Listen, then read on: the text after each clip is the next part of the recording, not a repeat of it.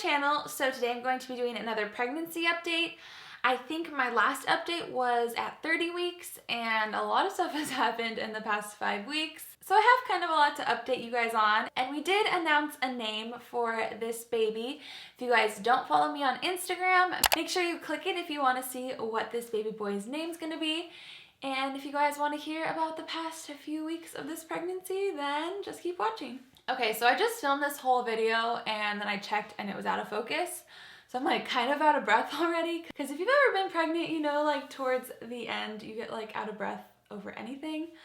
So yeah, if you hear me taking deep breaths, you know why. So yeah, I am almost 35 weeks. In 2 days I'll be 35 weeks, which is the most pregnant I've ever been, which I'm really excited about. Every week I progress in this pregnancy is just such a huge milestone for me because my last baby came at 33 weeks and he had to spend 2.5 weeks in the NICU, and it was just a very traumatic experience for me. So every week we move forward, I know how much more developed this baby boy is than my last one was when he was born.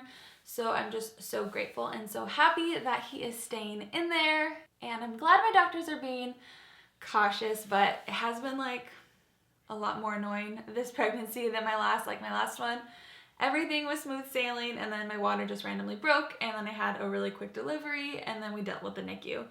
But like the whole pregnancy was super easy, and this one, just because they're so worried about him also coming early, has just been like a lot of annoying things. So when I last updated you guys, I did have one night in the hospital because I felt like I was having contractions. So I went in and they gave me medicine, stopped the contractions, and everything was fine. It was not like that big of a deal. And then a couple weeks after that, it was pretty mellow, nothing really to write home about. And then I went in for my 32-week cervical length check, which I was doing every 2 weeks, and it wasn't even supposed to be an appointment with my doctor. It was just like a checkup with the nurse. So I just went in, got my ultrasound, and I've had like the same ultrasound technician every time who's been checking my cervix. It's supposed to be between 3 and 4 centimeters for like the majority of your pregnancy, except towards the end it starts getting shorter. So that's kind of what they've been checking to see if like my cervix shortens at all, to see if that could be like a sign that I might be starting to get ready to get him out, you know? And it's always been fine. So this ultrasound, she took like 3 measurements. One was 2.7, one was like 2.9, and then like the third one she said was like basically 3 centimeters. She was really positive about it. She's like, yeah, this looks totally fine for 32 weeks. Like, I think it looks good. Like, I don't think you have anything to worry about. So I was like, oh, okay, cool. Like, I literally was like texting Austin, like, cervix has shortened a little bit, but ultrasound tech says like it looks totally normal and like everything's looking good. So I was like feeling pretty confident. Went into the bathroom, gave my urine sample, and I go into the little office waiting for the nurse, and my doctor comes in, and I was like, it's weird, I wasn't supposed to see you today. What are you doing here? And she's like, okay, you're not gonna like my plan, but your cervix is 2.7. It's starting to shorten. And with your history, yeah, that makes me nervous. So I want you to go to the hospital right now. And you're probably going to stay there till Friday. And this was a Wednesday. Because I want you to get 2 rounds of the steroid shots.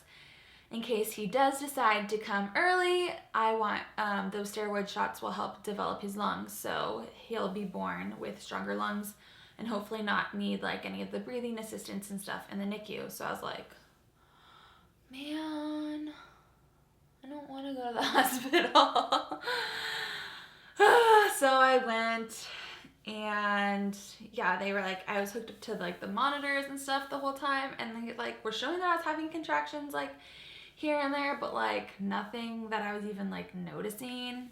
So they started giving me Procardia, which like helps like relax your uterus, but it's also blood pressure, or they used to use it for lowering blood pressure. So it like kind of makes you tired, I think. I don't know. Anyways, and then I got the 2 rounds of steroids. I was there for 2 nights. And then Friday morning, I was like so ready to go home. I hate being in the hospital. Like, I literally could not sleep. I mean, first of all, they were waking me up every 4 hours to give me this Procardia medication. So like, I would like finally fall asleep and they'd wake me up.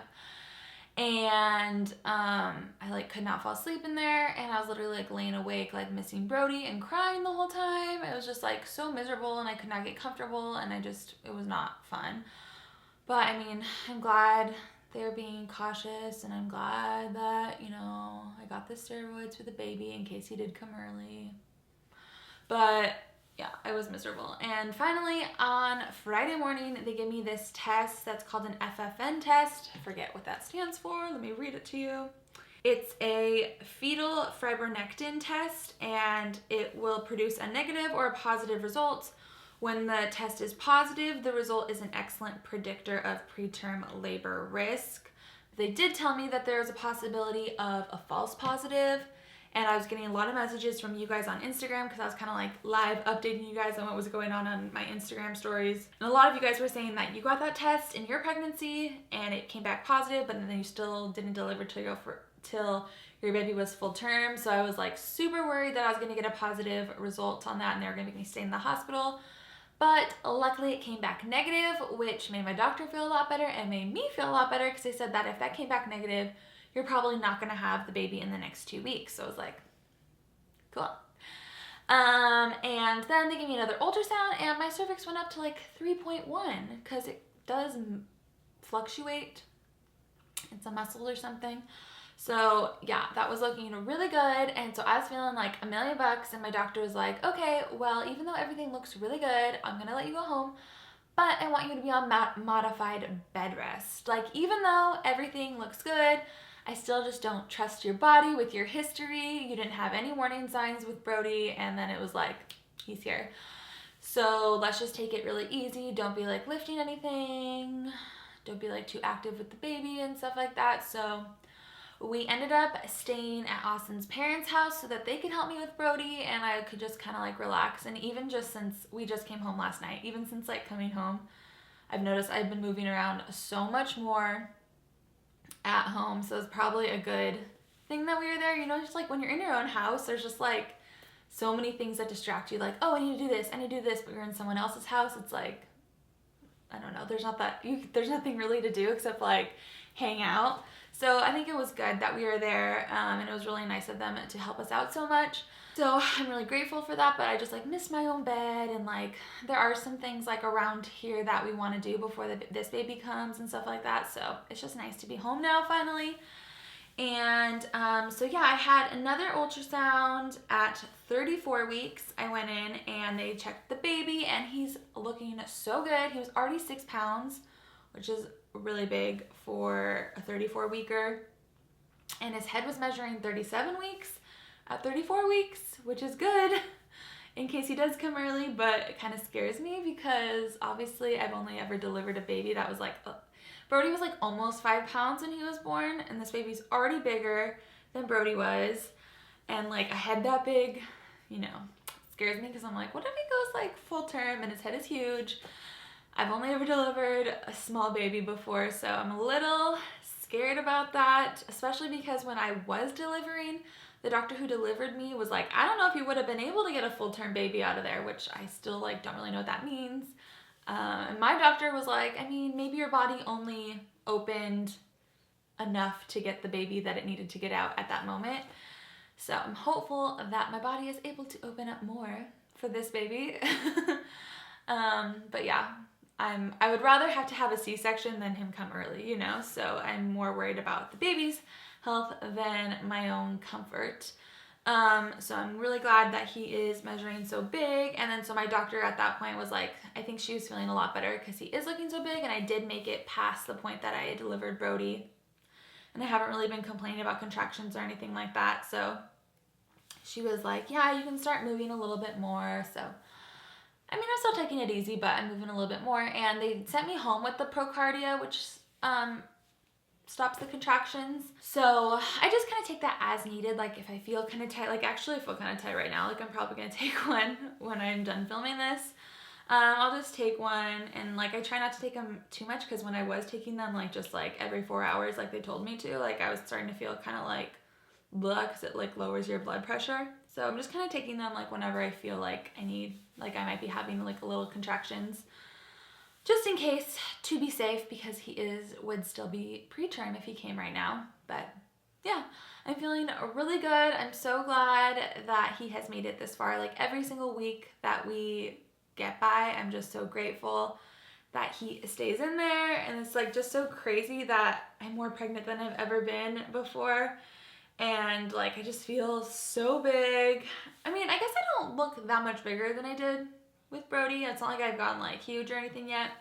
I mean, I still could have him in here for like another 5 weeks, so I'm sure there's room to grow. But it just feels like so heavy, and I'm just like getting so uncomfortable, which I know is normal. So I'm just trying to, stay positive. Like even if he is in here for another 5 weeks, like that's not that long. I can deal with it. Okay.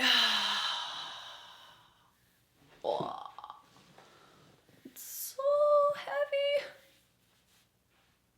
Yep, there it is. Still no stretch marks, which I'm happy about. My belly button is just like sticking out so much, and my ribs and back are like hurting a lot. But yeah, I'm glad. I'm glad he's nice and big. And it's just like so weird, like when I like lay on my side, I can like feel like his whole body like move to that side, and then it's like super like sticking out and like big on that side and like soft on the other side. It's just like so weird.